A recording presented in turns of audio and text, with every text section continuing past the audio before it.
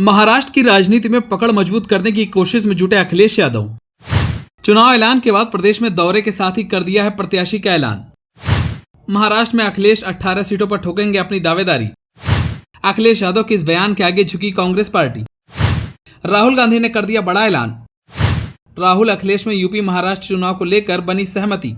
चलिए आपको बताते हैं। हरियाणा चुनाव परिणाम आने के बाद बैकफुट पर आई कांग्रेस पर समाजवादी पार्टी ने दबाव बनाना शुरू कर दिया है। सपा ने महाराष्ट्र विधानसभा चुनाव के लिए 5 उम्मीदवारों के नाम की घोषणा कर दी है। पार्टी के राष्ट्रीय अध्यक्ष अखिलेश यादव के महाराष्ट्र दौरे में 5 सीटों के ऐलान से साफ है कि सपा इंडिया के सहयोगी दलों पर दबाव बनाना चाहती है। अखिलेश यादव ने कहा कि सपा महाराष्ट्र में 12 सीटों पर लड़ना चाहती है। इसके लिए इंडिया के सहयोगी दलों को प्रस्ताव दिया है। अखिलेश यादव ने कहा कि सपा एक ऐसी पार्टी है जो कुछ सीटों के साथ संतुष्ट है। मौजूदा समय में महाराष्ट्र में सपा के 2 विधायक हैं। जानकारी के मुताबिक अखिलेश यादव के दौरे और 5 प्रत्याशियों की घोषणा का मकसद इंडिया को एक संदेश देना भी है। इस कदम के जरिए उन्होंने यह सुनिश्चित करने की कोशिश की है कि विपक्षी दलों के बीच वोटों का बंटवारा न हो और सपा को उचित सीटें मिले। मध्य प्रदेश और हरियाणा में कांग्रेस से मिले झटके के बाद अखिलेश इस बार बेहद सतर्क होकर कदम उठा रहे हैं। महाराष्ट्र में सपा का फोकस पीडीए पर है। यही वजह है कि अखिलेश ने उन्हीं जगहों से चुनाव प्रचार शुरू किया है जहां अल्पसंख्यक आबादी अधिक है। सपा मुखिया ने 2 दिन के दौरे में मालेगांव और धुले में जनसभाएं की। धुले में चुनाव प्रचार के दौरान अखिलेश यादव ने कहा कि सपा उन सीटों पर लड़ना चाहती है जहां उसकी स्थिति मजबूत है।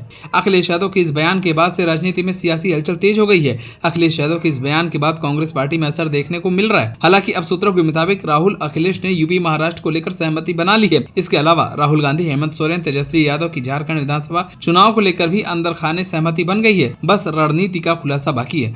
बताया जा रहा है कि कहीं फ्रेंडली फाइट की नौबत आई तो अंदर खाने सहमति से चुनाव लड़ा जाएगा। आपको बता दें कि अखिलेश यादव ने 2023 के मध्य प्रदेश विधानसभा चुनाव में भी सीटों की मांग रखी थी, लेकिन कांग्रेस ने समाजवादी पार्टी को भाव नहीं दिया, जिसके बाद आनंद फानन में समाजवादी पार्टी ने भी 9 उम्मीदवारों की लिस्ट जारी कर दी थी।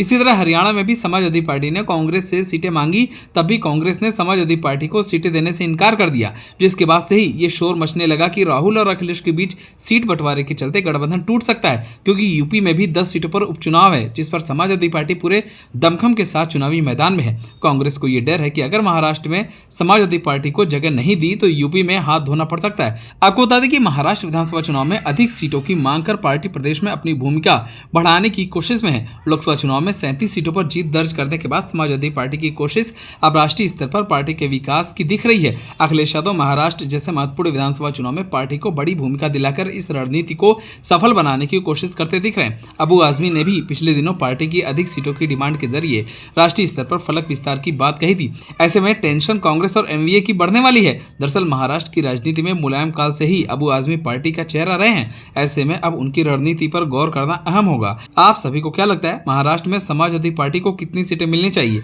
हमें कमेंट कर जरूर बताएं। अगर आपने तो हमारे चैनल को सब्सक्राइब करें।